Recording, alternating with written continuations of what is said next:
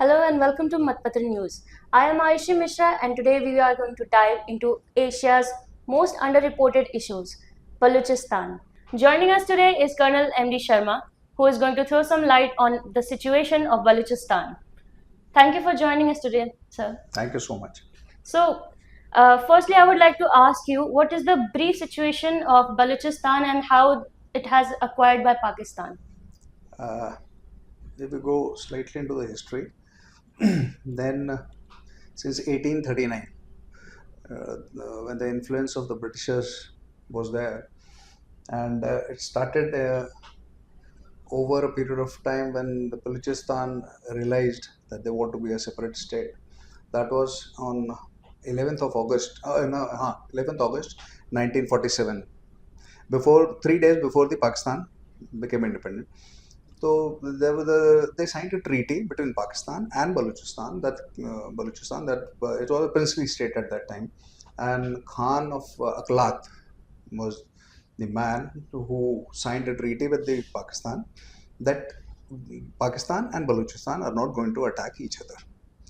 But as per the basic nature of Pakistan goes, 1948 में Pakistan annexed Balochistan और जो उनकी ट्रीटी थी that could not hold good and was annexed by the Pakistan. Although there was a resistance, अकलात का जो Khan of अकलात था उसने काफ़ी resistance किया था, but he was forced to get into this, and but which was not accepted by the people of Baloch, and that was the main spark point जो आज तक इसका issue चल रहा है. They were not ready to accept it. The Baloch population never accepted this, but still that was the sparking point when the whole Balochistan problem started off. That was the thing, how it started off. What is the current situation in Balochistan and how is it making an international headlines right now?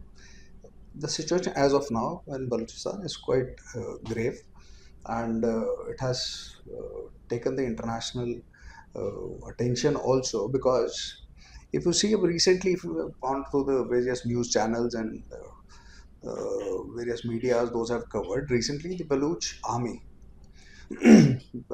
has taken hijacked basically the train of Jafar, and in which they have inflicted a casualty. 300 के करीब people they inflicted the casualty of around 300 people, और उसमें से maximum number जो था that was of the Pakistan army, and they wanted to prove to the Pakistan army that we are still alive and we have got a हम जो भी काम कर रहे हैं coordinated effort है हमारी, we are logistically very sound, and that was the thing they wanted to tell the Pakistan army. Now the situation has gone slightly ahead. They acquired a part of Quetta also, where that was for a temporary period, और उस case में Pakistan army with the might that they have, तो उन्होंने वो उसको evict करा लिया था उस वक्त. But now the present situation is 15th of May 2025. Baloch people have declared their independence. With this in mind, this is the backdrop, they have their own national flag now, which has been hosted. They have their own national anthem, which they are propagating. So now they have totally come out in the open and declared that Balochistan is an independent country. But now what they are looking at is the international UN, international community should recognize their independence. They have approached the UN also, they have approached India also, so that the Western countries, but they are still silent on this to give them a recognition as of now what the state is. Considering Pakistan's sentiment on separation of Jammu and Punjab, do you think India should also support Balochistan? And do we support Balochistan officially? No, it's a very strategic question what you're asking, because Pakistan has been interfering into this Indian continent on JNK and in Punjab, and creating tensions and interfering into our internal affairs. But as of now, as what India is concerned, and your question to support Balochistan, it's a very it has to be taken in a very diplomatic way. Openly, India cannot go out to in favor of Balochistan, but diplomatically and India should, I feel that way, because India has also suffered the same thing. And also, human rights violations, India has also suffered. They are also undergoing the same problem.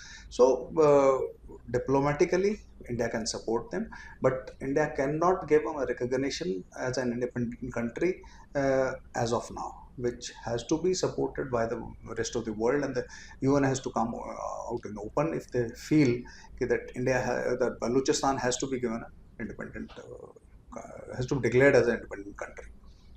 India's stance is this as of now. So right now we are in the neutral grounds. We are on neutral ground, but we can support through their Indian certain covert informations and sharing of informations and all these things. We can do that, and we may be doing this also, but openly we cannot come in support of Balochistan. So what steps India can take to support Baloch people without breaking any international norms? Uh, in that case, India can go for a multi-pronged approaches. If you say it on a diplomatic support, India can raise the human rights issues; those have been violated in Balochistan on the international platform. And second is India can provide asylums to the political leaders of Balochistan, uh, what we have done for Bangladesh also. And India can provide a platform to raise their concerns on the international platform that they can. Third is information warfare, what you can say. Regarding the information, Indian media can be used because as of now there is a complete ban on what is coming out of the media because it is all controlled by the Pakistan army or the Pakistan government.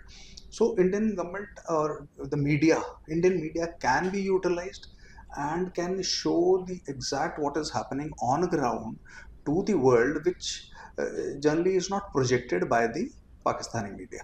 This can be one of the this thing, and as far as the strategic alliance or pressure is concerned, India, this Balochistan shares the border with Iran and Afghanistan, and in this we can monitor what is happening on these borders because is having a good relationship with the Iran and Afghanistan because they are also under this thing.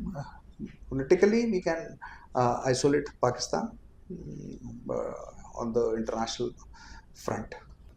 So will India have any backlash with UN if India tries to raise a voice for Baloch people No, in the no, UN? there won't be any backlash in that case because India, India has also suffered the same. There cannot be a backlash, but because we are in good terms and we have got a good relationship with Balochistan, so we can raise the issue. But in the international forum, regarding what if you see the Jammu and Kashmir human rights has been raised by so many countries in the UN, but the same can be done by the India in the UN also. They can raise the issue because it's a violation of human right that is taking place in Balochistan. तो उसके लिए हम उसको there cannot be a backlash as far as the UN is concerned. What do you think India's geopolitical advantage would be if Balochistan gets its independence? Uh, if Balochistan gets its independence, the biggest advantages of that Gwadar port. The moment Balochistan gets into the Gwadar port, because it's a part of Balochistan touching the boundaries of Balochistan, the Pakistan deep sea routes will be cut.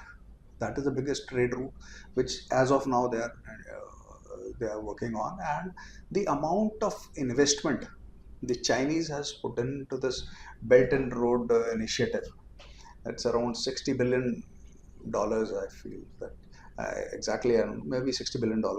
What my information says that they've invested into this, into this.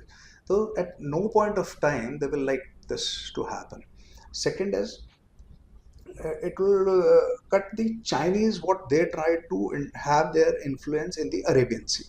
That will also be limited to some extent because once the Gauda port is with the Balochistan, that's the biggest trade route that is being followed. That Chinese will have a lesser control on the Arabian Sea. Third is it will assist India and its alliance in their maritime trade, what they can do. Because once the Gorda port is there, so it's the biggest deep sea port that has been developed. तो उसको Indian trades can be enhance for even case they have to go to Iran and Afghanistan because they touch the coastal line, तो उसमें वो उनको advantage, India को काफ़ी advantage हो सकता है उसका अपना ट्रेड, मैरिटाइम ट्रेड के लिए। और उसके दूसरा है कि इट्स साउथ एशिया में it can strike, it can be a striking a power balance when this Balochistan comes into this. This is all what is there with the Balochistan becomes independent.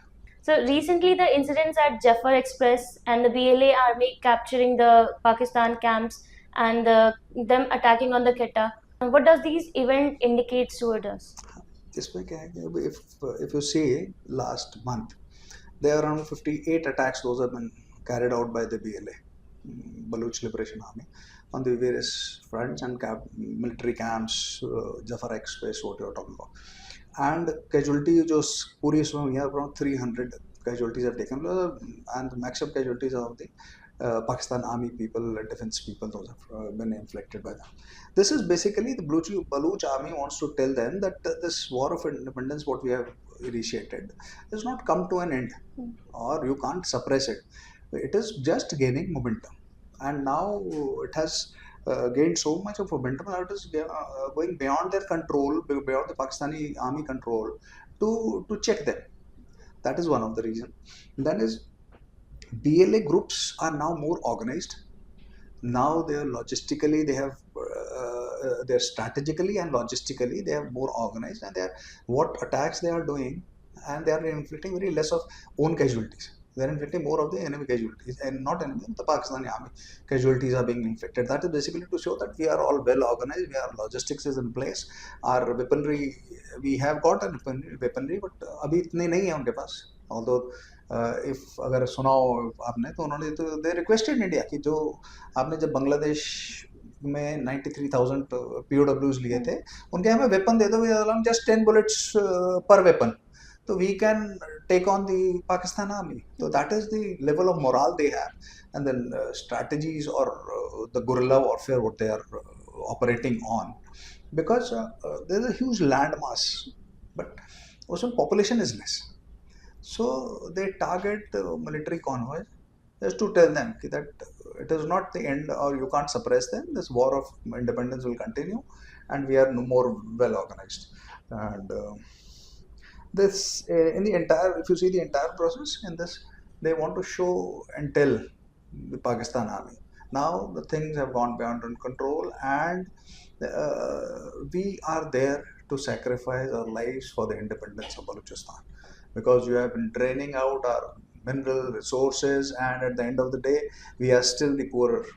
Our participation is not there, we are still the poor, but now the time has come that we stand for our independence, and will get our independence. And on 15th of May 2025, they declared their independence with hosting their own flag, Balochistan flag, and their own national anthem. They have done it. Now they're working on how to rewrite the constitutions for Baloch as an independent country. They're working on that. So they have a long way to go from now.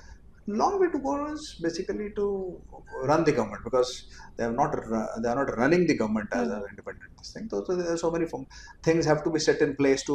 It's a huge machinery, government machinery, that has to be set in place to run a country.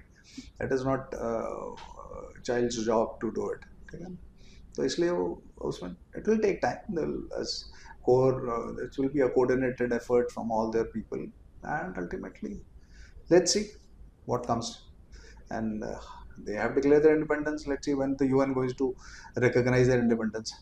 Thank you, Colonel Sharma, for bringing us such clarity to the sensitive topic.